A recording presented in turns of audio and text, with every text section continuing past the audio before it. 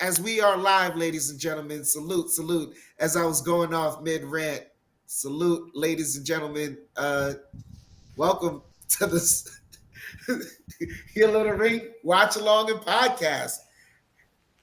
I am your co-host, Chef Dan, but I am introing tonight as you guys caught me mid-rant. Once again, I'll say, but nonetheless, we are here, Yeet, for an NXT Tuesday. But before I do all of that, let's do the pleasantries, why don't we? With the host, the main guy, the Don of all watch-alongs, Jedi. Salutations as I kiss the ring. Buongiorno, come stai? What's going on, everyone? We're in the middle of this, man. We're talking about today's Mcafee show with Dwayne "The Rock" Johnson, and boy, we having some delicious round tables. The video is uploaded. Our take, actually Chris's take from yesterday. I'm going to try to upload the take as we do the watch along, but everything's taking a little bit of a long time. I tried putting it with the Mcafee footage, YouTube putting shackles like they always do. YouTube's love to put fucking shackles, but it is what it is. So we have the unedited with our reactions after the interview. So we're ready to go. But I'll hand it over. What's up, Chris? What's going on, brother? What's up, Kev, Chef? Salute. Great to be back again. I mean, we've been grinding since Thursday, since WrestleMania. The beautiful part about this shit is there's no off season. There's still plenty of wrestling to be consumed after WrestleMania. I think we can all agree. I mean, not all of us, but a lot of not burnt out, but like, oh, there's been so much wrestling to consume. But we're still here. We're very excited. I'm very excited, and the aftermath of Stand and Deliver is going to be very, very good, Kev. Very good. Right, I'm excited there.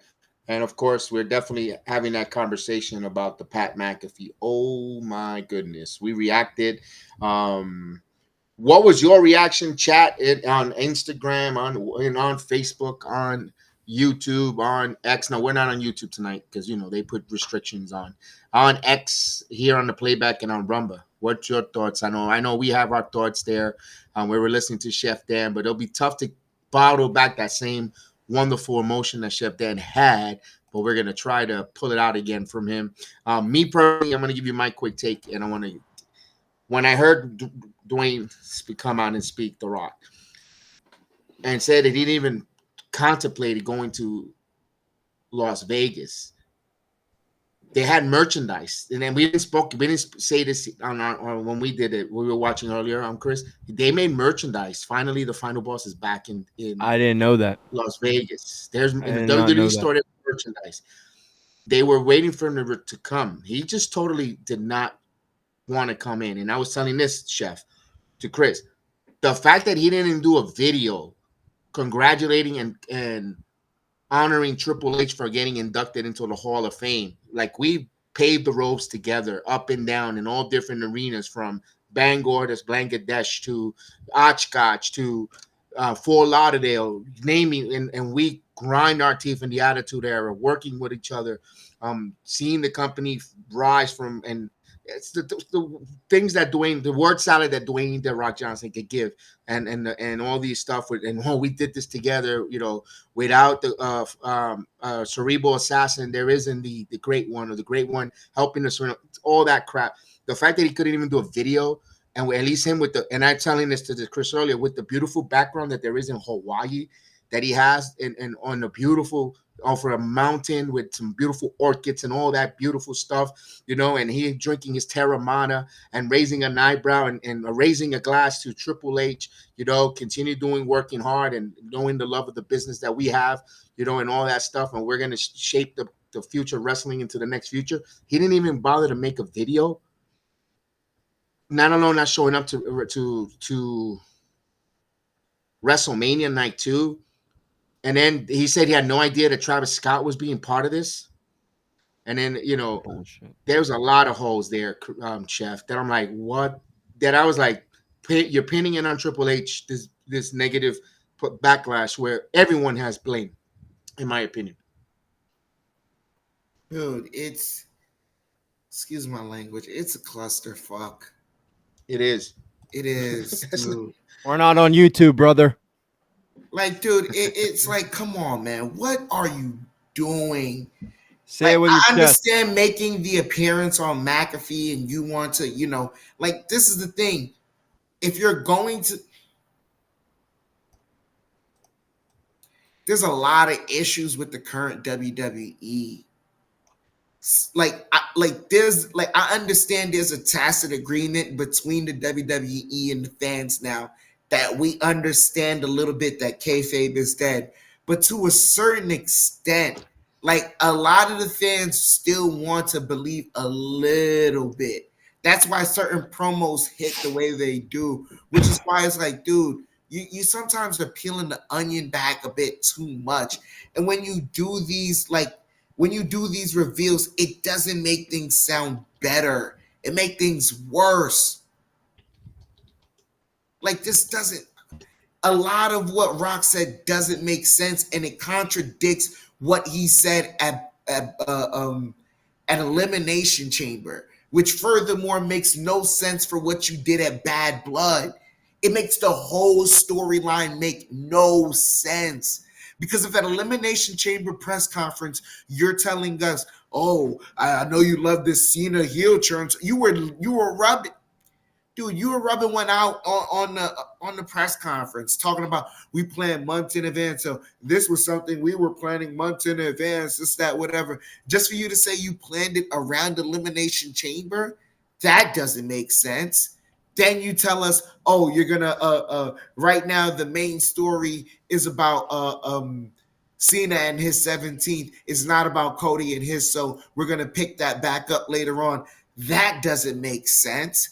Now even your whole relationship with Cody and your dynamic doesn't make sense. So now the night after WrestleMania 40, when you handed him something from your pocket that he just held in his hand and ended up making a face about, that doesn't make sense. It's a whole bunch of stuff that doesn't make sense and it doesn't feel connected. Like literally it is the thinnest thread that is only connecting it is the fact that it has you and Cody involved in it. That's it. But nothing else makes sense sequentially in about how you guys and the dynamic between the final boss and Cody Rhodes, the wrestler, the American Nightmare, is supposed to interact. So now it even makes the first night of Raw on Netflix makes even more no sense because it's like, dude, why? Why was Cody in, amongst the fans? Why were you shouting him out? Why did you then do the video of Yatu sharing the shot of Terramana together? Like, what is the dynamic between the final boss and Cody Rhodes doesn't make sense, which makes Cody Rhodes, the character, look even worse. It was no wonder they didn't want him to retain, in Las Vegas. I'm sitting there thinking maybe it's a heel town. No, they just didn't want that guy. They sped up the timeline on a lot of things. They definitely wanted Dom winning because it freed up Braun Breaker to finally become a Paul Heyman guy. That's definitely what Vegas wanted. And let me say this: one thing ever since Vince McMahon has been out and Triple H has been head of creative, what is the one thing consistency that even the internet fans and everyone was saying, and in the terms that they say glaze or excited about? Triple H is crossing the I's, dotting the T's. Every story makes sense from past, from a couple of weeks, from attentions to details. You have to see in the back in the promos because of when someone's are talking to another because it's related storyline wise. Let me ask this whole thing with Cody Rock, does that look like a Triple H creative? No. And the reason why it doesn't. Why is he getting heat? Yeah, exactly, Kev. But the reason why, and this all stems back to a fucker in Sirius XM that doesn't know what the fuck he's doing. Dude, how could you sit there for months on end up until the Royal Rumble say you trust creative, you trust creative, you trust creative, and then throw in a big ass monkey wrench in the biggest story? Cody got crowned too soon. So now you have these weak ass storylines of him defending and it's subpar championship reign. And then through all that, you have all these things that happen that don't align with his character. Why would he sit there and why would he not hit John Cena with the freaking title belt when we saw at Backlash against AJ Styles, when AJ Styles Jeez. was tied up to the rope, and AJ pleaded with him, "Don't hit me with the steel steps," and he hit AJ with the steel steps. Why would he not hit John Cena with the title belt after what happened between him and Kevin Owens? We're Right. not stupid.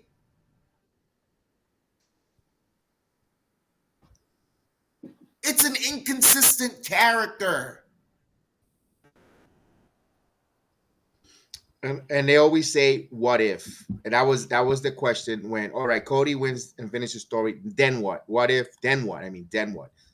They gave, and let's look at his title race. They put AJ Styles when it was a hell of a crowd, it was a hell of a match, but it was no story. It was a great match with him and AJ Styles in Backlash. Weak in France. storyline. There was no storyline. Remember that I personally think he's one of the reasons why Solo Sikoa in the eyes of the fans seems like he's kind of a chump when he's not. He was building NXT to be like Sela Fatu.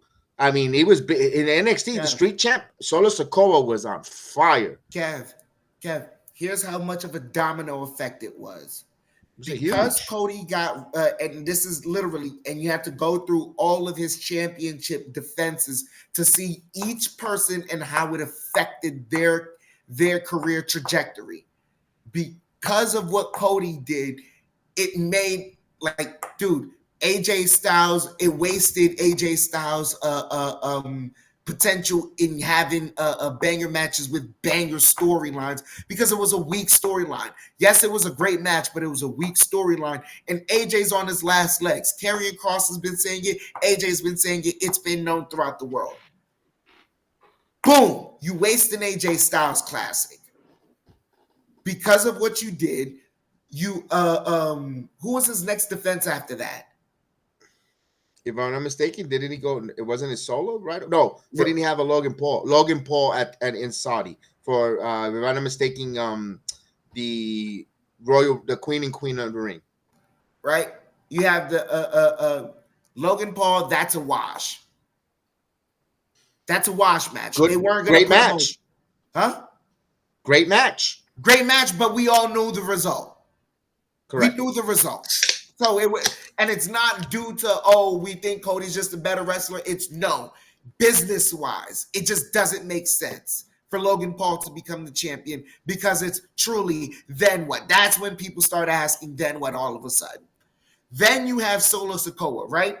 Literally, because Roman Reigns lost, you had to speed up Solo Sikoa's growth in the ring, not in the ring, outside of the ring as a promo artist and his character work. You had to speed it up just to get squashed by Cody. Then you forced a Cody Roman Reigns tag team ship against Solo Sikoa. Don't forget him begging Kevin Owens first for a title. Oh, please be my opponent first. Wait. There's that. Look. Begging Kevin Owens, right? So then you have some pseudo friendship. We're cool, but we're going after the same thing type of match that no one gives a crap about truly in the end. And I didn't even remember it. That's how memorable it was, right? And then that was the precursor, so you could have him a force feed match, a force feed tag team with him and Roman to face Solo Sikoa. So then you could have the solo squash. So then you could have Kevin Owens turn heel onto him. And then we know what happens between him and Kevin Owens. And now Kevin Owens is on the shelf. Not saying Cody's an irresponsible worker and all, but dude, these are the ripple effects. Maybe Kevin Owens doesn't need to be in that style of match during this time of year if Cody isn't champion just yet. Or heat up a story that is like, oh man, it was a story that was actually a real good story for Cody. Who did he? Now I'm starting to forget. Did he had a match at? I don't remember. If he, that's how memorable this title run is. Did he had a match at the Survivor Series War Games? I don't think Cody was in the Survivor War Games, was he? No, Um, no. no. That's a good question. I don't think so. And it's not crapping on Cody because we said it. We've been, I've been saying, I've said it. He had to win the title. Was at Survivor Series coming up? They should have shifted it to the Garden or a Garden event and won it there. But no, they were being also. It played to a little bit of little bit He of the wasn't on that card. greediness of TKO. He was not. Chris, give me a minute. He no, he was not. But Gunther defended his title, but no, they had almost every other title. They had the world title, the But Cody, Intercontinental title, and the 2 War Games. No Cody Rhodes, and Cody Rhodes was not involved in right? any. Okay, okay. So he didn't even he didn't yeah. So then he had to get that. Then of course, then you had those matches with Kevin Owens going there. Also, like you said, Chef, they speed up the Rock and Roman when Rock fans. I mean, Roman and Cody teaming up, where Cody fans or even Roman fans they did not want Roman to team up with Cody. Everybody was like, they were matching their teeth to see them team up, Chris and Chef. Kev, dude, it's all these freaking storylines that don't make sense that were force fed. Oh, but once again, it's because it's WWE's fault at the end of the day, business wise, because you had a decision to make: acquiesce or truck through. And you decided to give the kid candy at 10 p.m. Now the kid wants candy at 10 p.m. again, and you're saying no, but you're not telling them about cavities. You're saying because I said so, because that shit at WrestleMania 41 was some because I said so, no explanation bullshit. Mm.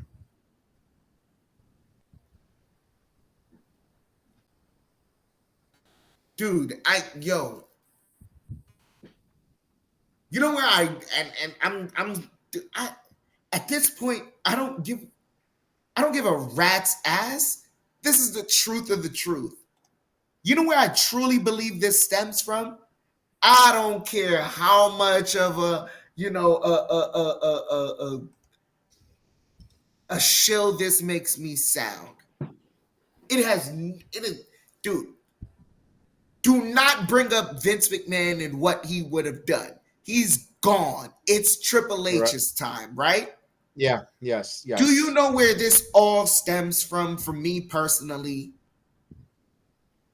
is that the one statement that this one guy said, I'd say a year and a half ago, that everyone was up in arms about, that did not understand what this truly meant, was Mark the Undertaker Calloway. When he walked in the locker room before WrestleMania 40, and what did he say, Kev? Too relaxed. Too nice.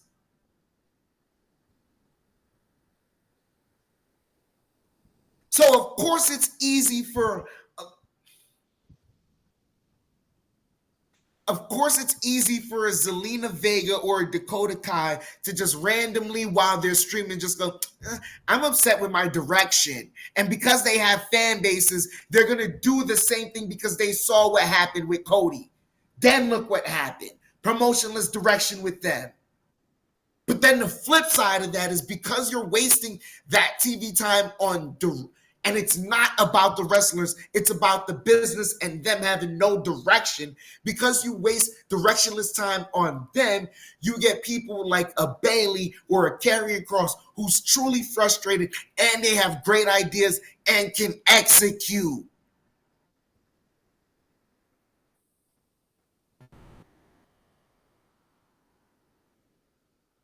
That locker room is too nice. I really don't think anyone's competing amongst each other for any main event spots or anything like that. Yeah, They Honestly, Becky don't like gets have. it if They though. don't. there's a They don't few, have to. there's a They don't have few. to when they're all getting paid pretty decent. Yeah, I mean, but Because dude, there's gotta be no. back in the day, you were paid based off where you were in the card, and that made everybody want to hung. Now you get contracts and you get guaranteed. No, I understand that. Look, there's guarantees, yeah, whatever. But dude, there should be incentives, and There's also there bonuses. should be, yeah, and bonuses. Yeah, But yeah. more so than that, there should be a self incentive. Mm-hmm. I'm not like, dude. That's why Gunther is so loved, and he can do no wrong. Because we see him putting in the effort, him on the mic every week. That's a gamble to get better and better because he knows it's not like, all right, I've got the wrestling down pat. I can put on the show in the ring, but I got to use the mouthpiece to sell stories. I got to get them in the building. I got to try new things. I'm going to call him street trash. I'm going to say you're a bum. I'm going to choke out Michael Cole. I'm going to choke out Pat McAfee. I'm going to bully Michael Cole. I'm going to give guys certain looks. I'm gonna tell this guy to get rid of that guy. Like I'm gonna try these different things. Work to make yourself get better. There's not a lot of guys like a Damian Priest. Honestly, for as much as I hate him, I respect it. There's not a lot of guys like a Drew McIntyre. Mm-hmm. I make the joke, but regardless, when you do the replays of his promo work, it's some of the best stuff you're hearing this year, period, bar none. Mm-hmm. That's why he could go bar for bar with the CM Punk.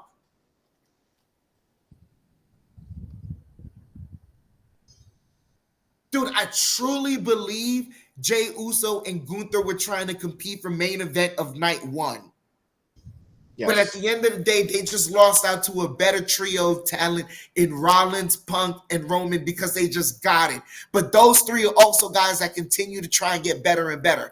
But after that, dude, it's a freaking wash.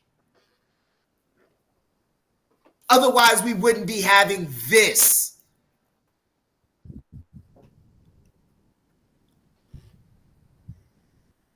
So stop telling me everyone gets along. I don't like, to a certain extent, yeah, you guys are like, yes, predetermined, all that, cool.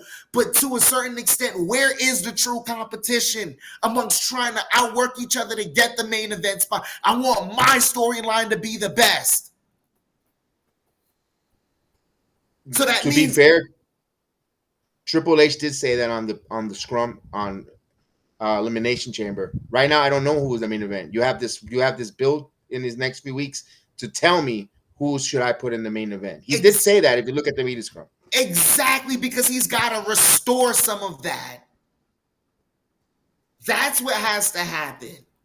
Dude, if that was happening, then no matter how much them fans cried, this, that, whatever, all that, the whole locker room should have been like, screw that.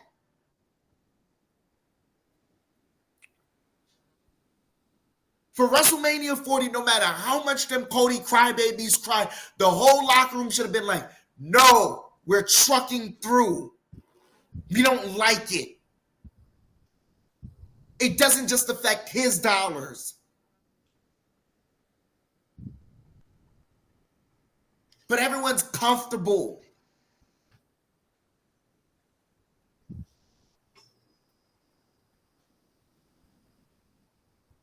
Dude, it's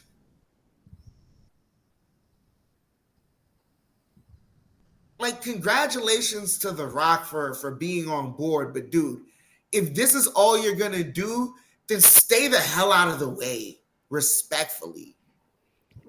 Can I say something, Chef, real quick? And it's not his fault. It's really Dave LaGreca's fault and the IWC's fault. But like at this point, there's got to be one director that is conducting and telling people, shut up and let me work, because I got to course correct.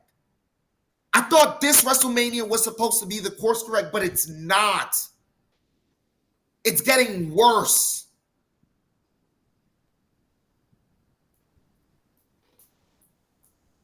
Go ahead, bro. When you bring up The Rock in that last part, and again, I'm not gonna say too much because I might record another take of this tomorrow after whatever. But this is what I would say about you just brought up The Rock being on the board, dude. I thought they were gonna bring The Rock on the board because when TKO first bought WWE, you see right, it's RMN. You see all these guys that are just business guys that want money, and to me, you needed somebody who knew the business, who understands, the wrestling side and the outside business world. And there's no one better than The Rock. Now it just feels like instead of doing that, instead of helping the WWE and TKO, because he's ultimately, I would put him as the middle guy because he's WWE. He likes to claim that WWE is his. He never forgets his roots. This is where he started everything. But yet, it feels like to me now he's teaming up with Ari Emanuel and TKO to either try to take control, get some people out of their positions. I don't know if he's in it for the business. I think he's in it for himself and Ari. And that kind of, and if that's true, I'm not saying it is, but Chris, from what's been happening and what I've been hearing and what was said on the McAfee show, that's what it seems like to me. It seems like he's in it for himself Chris, that's instead of not being in it Chris. for the product. Chris, that could true, dude. That could be true, or that could be false, or there could be That's why I said I don't know. or there, look, there could be some gray area, right? But at the end of the day, what this comes down to, business wise, was at the build of Royal Rumble. No, matter of fact, the night of Royal Rumble in Gorilla, Triple H had a choice to make. Like, dude, and it is in a moment where I don't even think he truly understood what was happening. I think he already had his day-to-day in his head, but I don't think he understood grandscaping of what's happening. Dude, you're not fully in control yet. They're always gonna look for a reason to get rid of you. So you're constantly fighting. That's what it is. Because, dude, I would not trust TKO like that, bro. I'm even seeing it right now. As much as they're having a lovely relationship with Dana White, he's sounding like he's about to leave. So when you look at it from that perspective, it's like, dude, that night was a night to make a decision. Building up to WrestleMania was a night to make a decision. And he went and he took the easy way out because as long as the fans were happy, he felt that that was going to give him security. And that's cool and all, but dude, sometimes you got to make the fans unhappy for a night to make them happy for 50 nights.